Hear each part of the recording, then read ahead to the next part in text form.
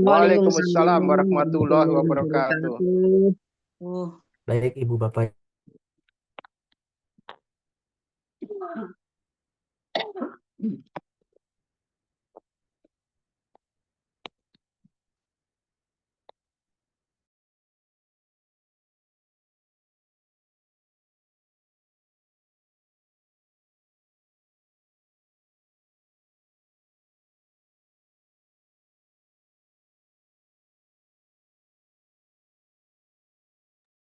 Kok hilang suaranya Ustadz?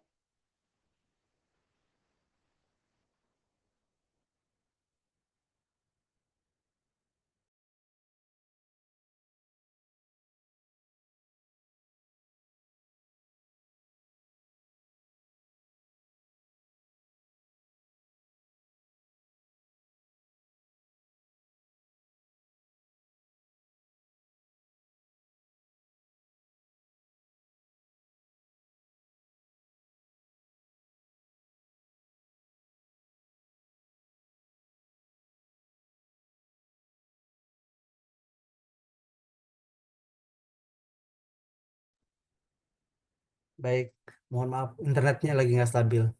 Suara saya terdengar, Ibu Bapak? Ya Ustadz, sudah Ustadz. Tadi sudah, sempat sudah. menghilang. Baik, ya internetnya lagi down. Mari kita awali dengan membaca Ummul Kitab Al-Fatihah. A'udzubillahiminasyaitonirrajim. Bismillahirrahmanirrahim. Alhamdulillahirabbil alamin, arrahmanirrahim, maliki yaumiddin. Iyyaka na'budu wa iyyaka nasta'in. Shiratal mustaqim. Shiratal ladzina an'amta 'alaihim ghairil maghdubi 'alaihim waladdallin. Amin.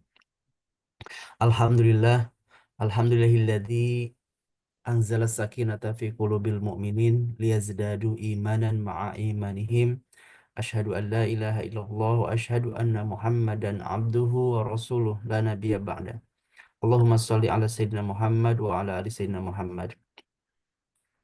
Ibu Bapak yang Allah rahmati, Alhamdulillah pagi hari ini Allah tetap anugerahkan kepada kita nikmat iman Islam, bisa bangun pagi, bisa sholat subuh, dan pagi hari ini kita bisa berkumpul silaturahim bersama, ngaji, dan beraktivitas di pagi hari ini ya. Insya Allah ini adalah bagian cara kita mendapatkan berkahnya doa baginda Nabi Shallallahu Alaihi Wasallam. Allahumma barik li ummati fi bukuriha. Ya Allah, berkahilah umatku di pagi hari. Baik, pagi hari ini kisah kita akan coba kaji ya tentang halal. Ini salah satu tuntunan di dalam agama kita karena halal itu adalah akar dari semua kebaikan. Dalam sebuah ungkapan yang disampaikan oleh Abdullah ibnu Umar bin Khattab, Abdullah bin Umar ya, ibnu Umar mengatakan, demi Allah, memastikan halalnya satu usuapan ke mulutku lebih aku sukai daripada bersedekah 1.000 dinar. Ya, ini menjaga kehalalan, menjaga kebersihan ini juga teladan dari sifat Nabi Shallallahu Alaihi Wasallam, yaitu sidik. Sidik itu adalah benar ya, artinya selalu berorientasi pada kebenaran, termasuk dalam hal asupan yang kita masukkan ke dalam tubuh kita maupun juga yang kita kenakan, yang kita pakai, yang kita konsumsi. Baik, saya akan coba lihat, kita akan sama belajar tentang bagaimana kebersamaan Nabi dengan cucunya, juga interaksi Nabi dengan seorang sahabat yang bernama Sa'ad ibnu Abi Waqqas. Sa'ad bin Abi Waqqas, salah seorang sahabat yang dijamin masuk surga, dan dialog Nabi dengan beliau. Juga tentang kisah musafir yang memiliki syarat-syarat doa itu terkabul, tapi doanya tertolak. Ya, karena apa? Karena makanan ataupun juga barang yang haram. Juga kisah ketika Imam Syafi'i bertamu ke rumahnya Imam Ahmad serta sikapnya Abu Bakar As-Siddiq. Pertama tentang teladan ketika Nabi bersama dengan sang cucu. Ya, Nabi itu adalah Nabi yang penyayang. Tapi di saat yang bersamaan juga Nabi adalah Nabi yang tegas dan keras. Jadi saya membandingkan, jadi selalu bahwa nilai-nilai itu kita bisa lihat dari dua sisi gitu ya, dari uh, sisi yang kelembutan tapi juga ketegasan itu harus ada di situ. Nah, ini teladan tentang bagaimana halal sebagai akar dari prasyarat dari semua kebaikan. Ini contoh ketika Nabi itu sangat sayang sama cucunya ya. Nabi sayang sama anak-anak ya, sama sayang sama kita juga.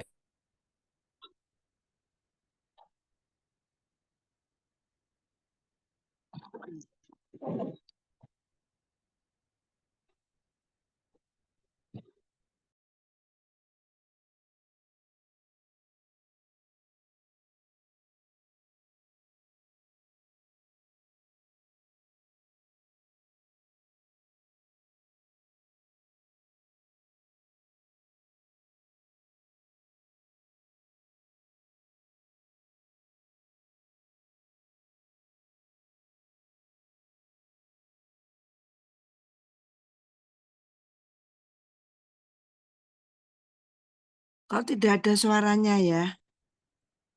HP saya atau semua Bapak Ibu ini? Sama, Semua Mi. Pak. Itu di Ustadz ada tadi ada gangguan internet, Bu. Oh, Tunggu iya, aja. iya. Sama, Iya. sama. Di sini juga.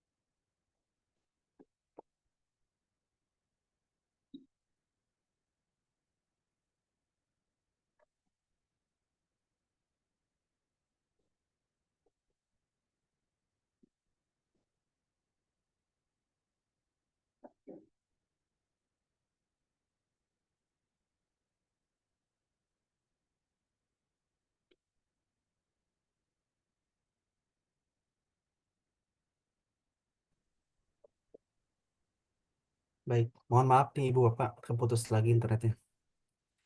Monggo Ustadz. Baik, saya lanjutkan ya tentang ini sifat ketika Nabi berinteraksi dengan sang cucu ya, ini juga bisa kita ambil pelajaran di sini bahwa bagaimana Nabi punya sifat penyayang, tapi di saat yang bersamaan Nabi tegas ketika sesuatu yang harus tegas apalagi terkait dengan hal-hal pokok-pokok ibadah, pokok-pokok agama ya.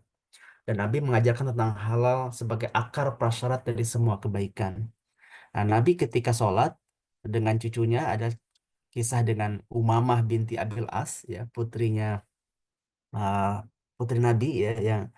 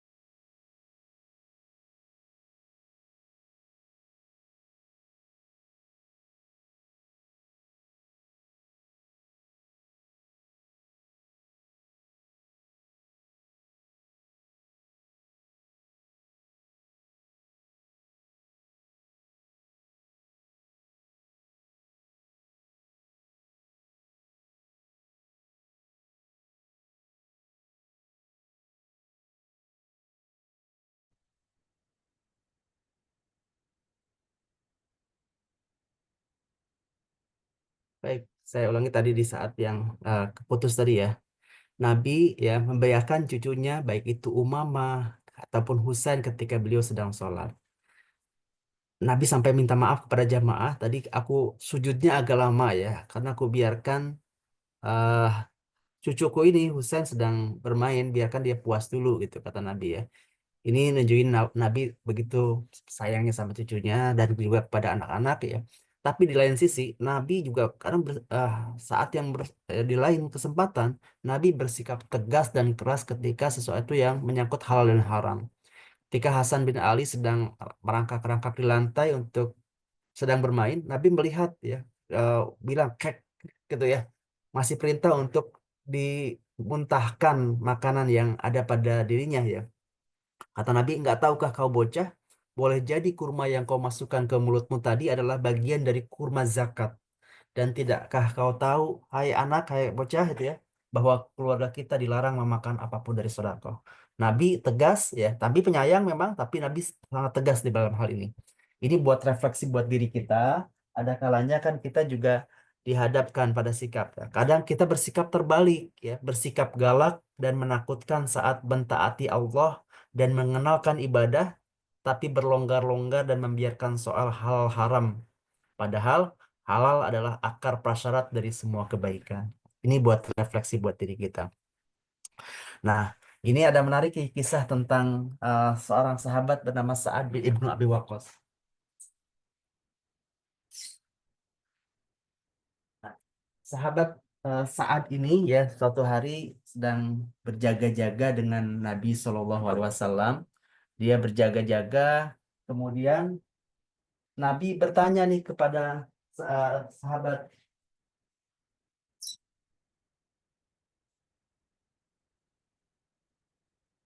Nah, Nabi sedang waktu itu Madinah sedang genting-gentingnya ya, karena eh, ada di awal-awal Madinah itu kan banyak sekali peristiwa-peristiwa yang memungkinkan bisa saja Madinah diserang tiba-tiba, sehingga Nabi kemudian sedang istirahat dijaga-jaga oleh sahabat gitu kan ya, sampai kemudian Nabi berkata, adakah di antara eh, sahabatku ya yang malam ini eh, adakah lelaki soleh yang malam ini akan menjaga kami?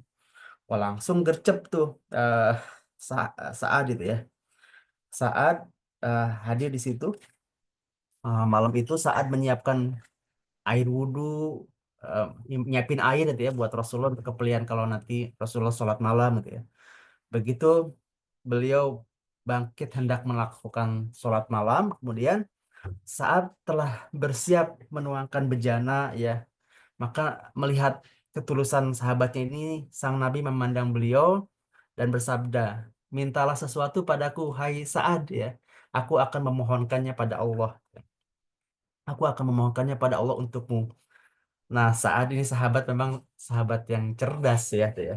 Kalau diminta satu doa, doa apa yang dikabulkan ya, yang akan dikabulkan oleh Allah ya. Saat mintalah pada Allah ya Rasulullah agar doaku mustajab. Masya Allah ini ya. Ini permintaan cerdas nih. Nabi tersenyum mendengar permintaannya saat yang sungguh cerdas itu gitu kan ya.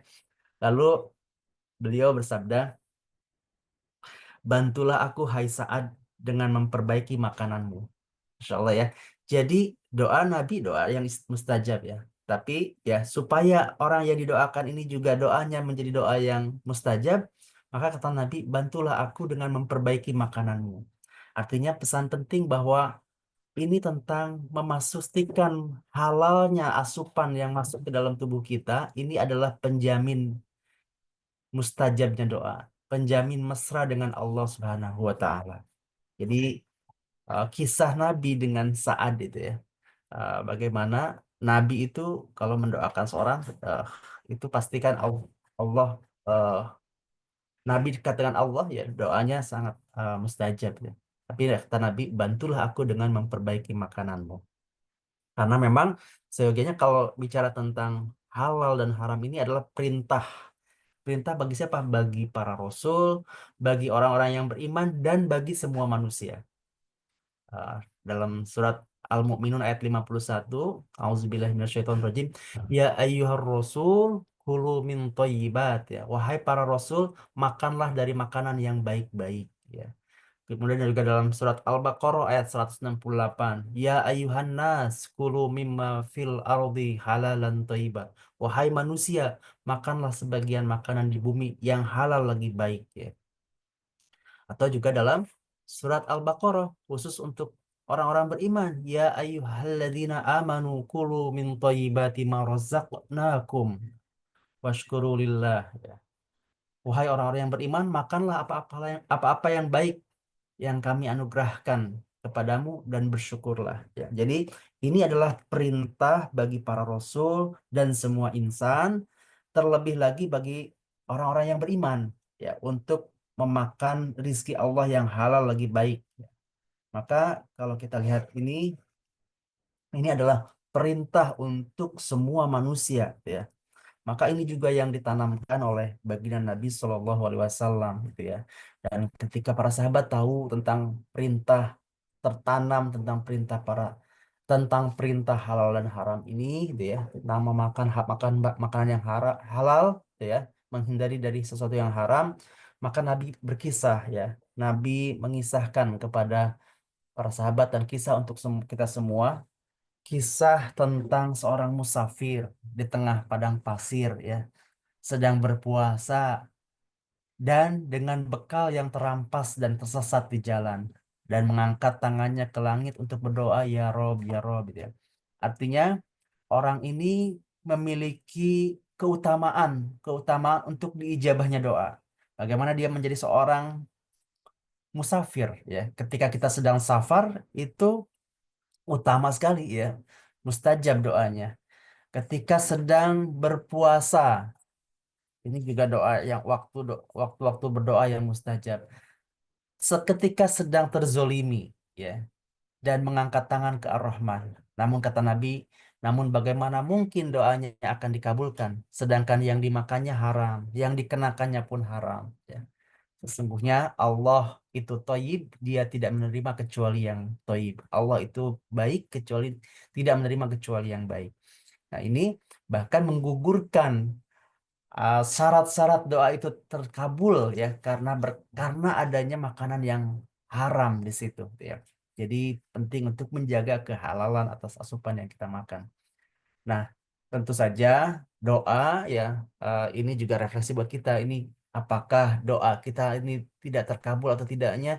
Jangan-jangan itu kan, ya, ada yang melekat yang haram pada diri kita, itu kan, ya. Ini untuk refleksi diri, untuk mengingat diri sendiri, ya. Tapi juga kita berprasangka baik, ya. Bagaimana itu satu buat kita adalah koreksi, ya. Jangan-jangan ada sesuatu yang haram pada makanan kita, pada tubuh kita, pada yang melekat pada diri kita, gitu. Nah, tapi kita juga bisa pahami bahwa berprasangka baik bagaimana cara Allah menjawab doa, gitu ya. Boleh jadi, ya, doa kita boleh jadi dikabulkan sesuai yang kita minta, atau kita dihindarkan dari petaka, ya. Allah punya cara lain untuk menjawab doa kita, atau kita diberi yang lebih baik darinya, atau doa kita belum terkabul karena ditunda sampai tiba saat terbaik menurut Allah, menurut ilmunya Allah Subhanahu wa taala, karena Allah yang mengatur kehidupan kita. Atau doa kita memang belum juga dikabulkan, agar kita terus senantiasa berdoa. Terus senantiasa berdoa karena doa itu adalah bagian dari ibadah, dan itu disimpan sebagai kejutan karunia kelak di surga, ya, ketika di akhirat kelak. Nah, tapi sekali lagi kita perlu refleksi, ya, ketika doa-doa kita tidak juga dikabulkan, ya. Selain tadi berprasangka baik, juga kita introspeksi terhadap diri kita. Nah, ini ada menarik juga, ya, apa yang disampaikan oleh Imam Ibnu Qayyim Al-Jauziyah, ya, bahwa asupan halal itu adalah pelembut hati yang paling mula-mula, ya. Kata beliau, sebab dengan makanan yang halal itulah zat-zat yang masuk ke tubuh menjadi ramah kepada fitrah. Ia turut mensucikan darah, lalu hati yang menjadi pusat peredarannya terbasuh, ya. Kolbu itu juga menjadi yang menjadi kedudukan nuraninya akan senantiasa mendapati gizi dari unsur-unsur yang sehat. Sebab akan senantiasa mendapat gizi, ya. Sebab tiap butir dalam makanan yang halal lagi toyib itu sesungguhnya senantiasa berzikir kepada Allah. Ini kata Imam Ibnu Qayyim Al-Jauziyah, ya, tentang bagaimana tadi asupan yang halal, ya. Dan tentu saja hati yang semacam itu akan mudah mengingat Allah, ya. Kata beliau juga sebab padanya tumbuh khasyah atau rasa takut padanya. Ia terus merunduk, mudah diingatkan jika lalai, mudah diluruskan jika bengkok, mudah dibetulkan jika keliru. Ia merasai pengawasan Allah, melakukan muhasabah dan menguatkan mujahadah. Ia juga rendah hati pada sesama, melihat dirinya sebagai yang harus belajar dari membenahi diri. Inilah hati yang lembut, sebab tumbuhnya hanya diberi asupan yang diridhoi oleh Allah SWT. Jadi ada hal yang menarik bahwa ya makanan yang kita konsumsi pun tiap butirnya dalam makanan yang halal itu sesungguhnya juga berzikir pada Allah, ya, kata Imam Ibnu Qayyim itu, ya. Maka itu bisa menjadi jalan kelembutan hati seseorang, ya. Maka kalau hati kita mau lembut, maka asupannya juga harus asupan yang halal, karena itu sebagian dari pelembut hati. Nah, ada kisah menarik ketika Imam As-Syafi'i bertamu ke rumah Imam Ibnu Hambal. Ini, ya, ini cerita ketika Imam As-Syafi'i datang ke Baghdad, ya, untuk kali yang kedua itu, ya. Malam itu sang guru ini, ya, kalau beliau menginap di rumah Imam Ahmad itu, ya, maka kemudian makan malam itu disajikan. Wah, dengan sangat bersahaja tentunya. Tentu sang tuan rumah telah mengupayakan yang terbaik. Imam Ahmad bin Hambal itu, ya, muridnya Imam Syafi'i itu, ya, sudah mempersiapkan makanan, ya, dengan penuh sahaja yang terbaik. Namun memang demikianlah keadaan keluarga yang penuh eh, kejuhudan, ya, dan punya sifat waro itu. Sungguh menakjubkan, ya. Sebada seluruh keluarga Imam Ahmad selesai makan, gitu, ya. Jadi satu keluarga udah makan. Kemudian telah diteliti, ya, dilihat dengan diteliti, beliau bersihkan semua wadah. Ini Imam As-Syafi'i membersihkan semua wadah itu dari semua remah makanannya. Ibaratnya makanan-makanan yang kecil-kecilnya itu sama tamunya Imam As-Syafi'i itu, ya, itu dimakan, bahkan dicicipin yang kecil, yang remeh-remehnya pun, ya.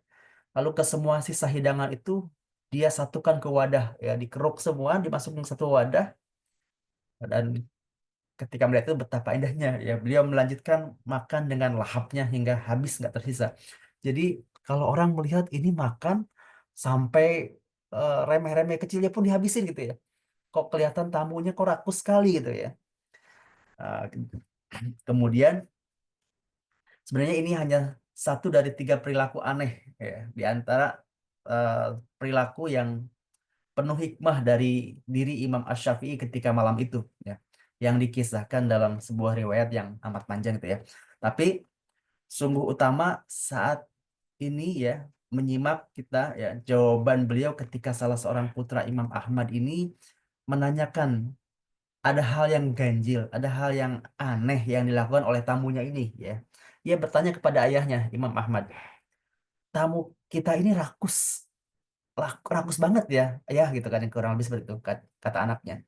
Lihatlah dia makan banyak sekali.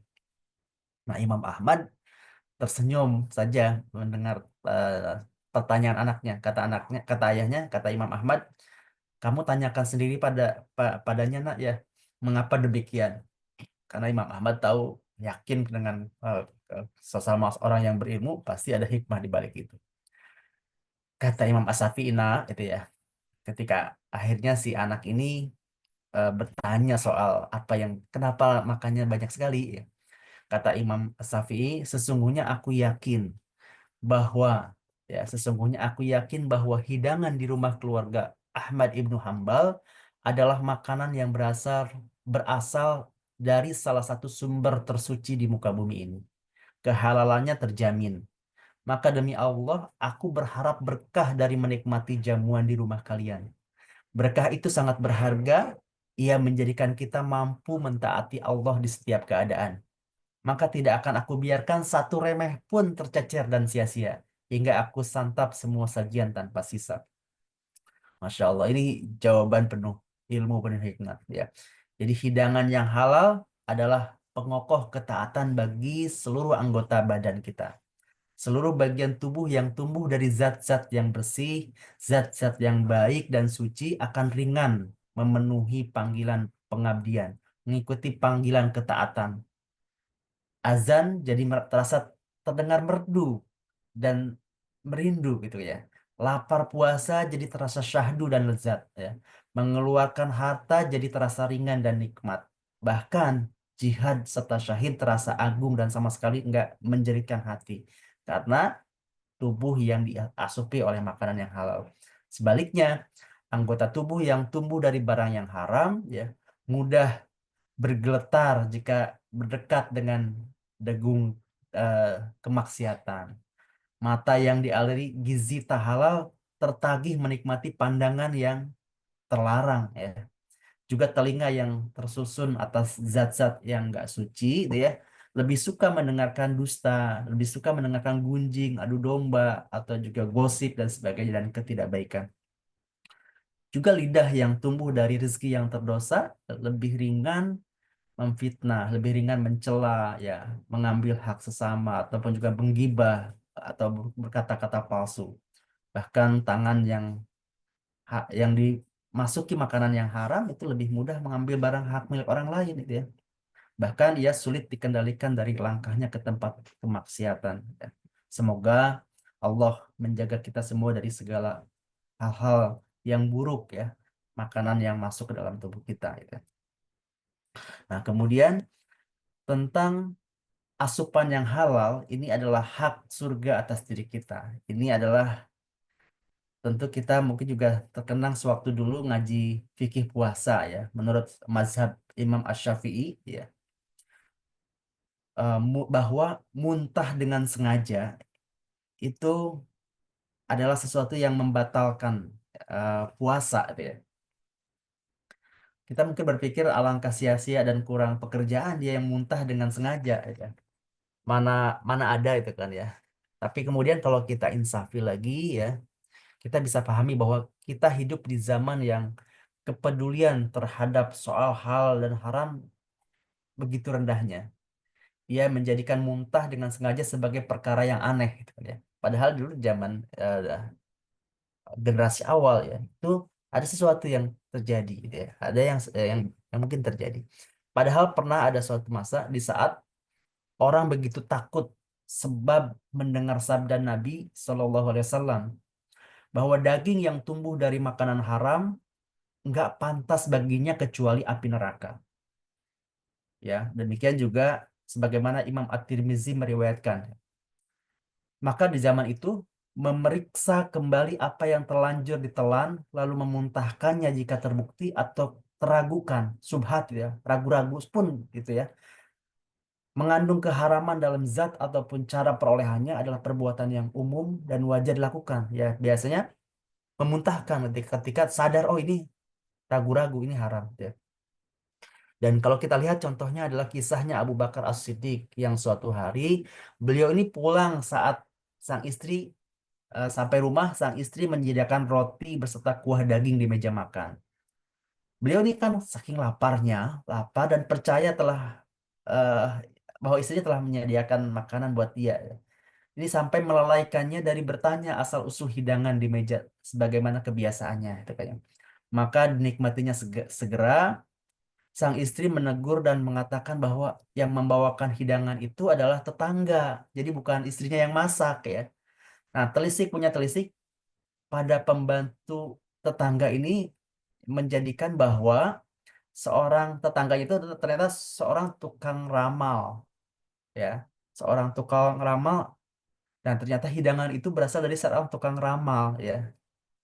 Maka sigap beliau Sayyidina Abu Bakar As-Siddiq itu mensusupkan 3 jari ke pangkal lidahnya dan dimuntahkan semua eh, yang termakan yang semampu yang dia makan ya. Kata Sayyidina Abu Bakar, andai makanan itu tidak bisa keluar, kecuali ruhku juga harus keluar, aku akan tetap mengeluarkannya. Ya Allah, aku berlepas diri dari setiap yang masuk ke urat dan yang berada di lambung. Mungkin buat sebagian kalangan menilai hal ini sebagai sesuatu yang berlebih-lebihan dan menyulitkan, gitu kan ya.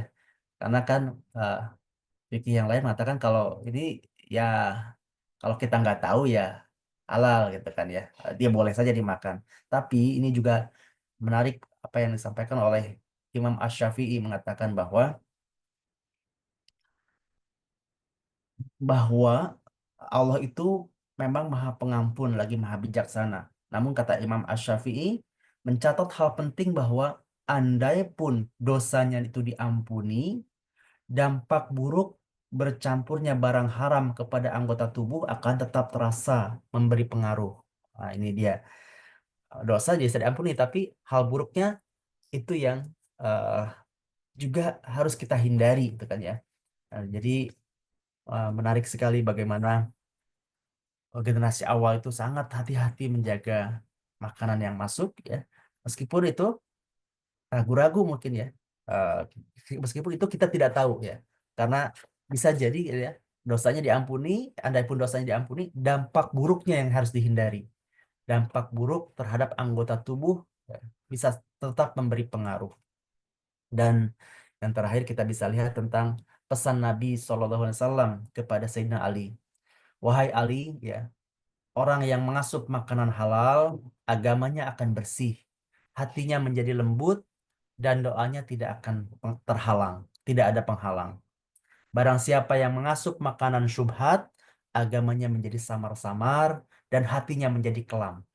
Dan barang siapa yang mengasup makanan haram, maka hatinya akan mati. Agamanya menjadi goyah, keyakinannya melemah, dan ibadahnya semakin berkurang. Ya, jadi ini pesan kita pagi hari ini, pesan Nabi untuk kita semua ya, bukan hanya untuk Sayyidina Ali, tapi untuk kita semua agar kita bisa senantiasa menjaga asupan makanan kepada tubuh kita yang halal, agar Allah mudahkan, Allah lembutkan hati kita, Allah kabulkan doa-doa kita ya Allah, mudahkan kita untuk melangkah melakukan pada hal-hal kebaikan. Mungkin demikian yang bisa saya sampaikan di pagi hari ini ya. Semoga kita bisa mengambil pelajaran dari kisah-kisah tadi itu ya, dan kita selalu Amin. berikhtiar ya, senantiasa bekerja berusaha untuk mendapatkan makanan ataupun juga rizki yang halal gitu kan ya. Bahkan menjauhkan dari hal yang subhat apalagi yang haram. Demikian Insya semoga Allah Allah. kita semua. Terima kasih atas kebersamaannya. Silahkan kalau ada tambahan informasi ataupun juga diskusi dipersilahkan. Kalau tidak ada, kita cukupkan ngaji pagi hari ini. Terima kasih. Mari kita tutup dengan membaca Al-Fatihah bagi para majelis. Alhamdulillah. Alhamdulillah. Anta wa Alamin. bihamdika asyhadu an la ilaha illa anta astaghfiruka wa atubu ilaik. Mulai. Assalamualaikum warahmatullahi wabarakatuh. Waalaikumsalam Waalaikumsalam warahmatullahi warahmatullahi wabarakatuh. Matur wabarakatuh. nuwun Ustaz. Sami-sami. Nuhun, Ustaz. Sami Bapak Ibu.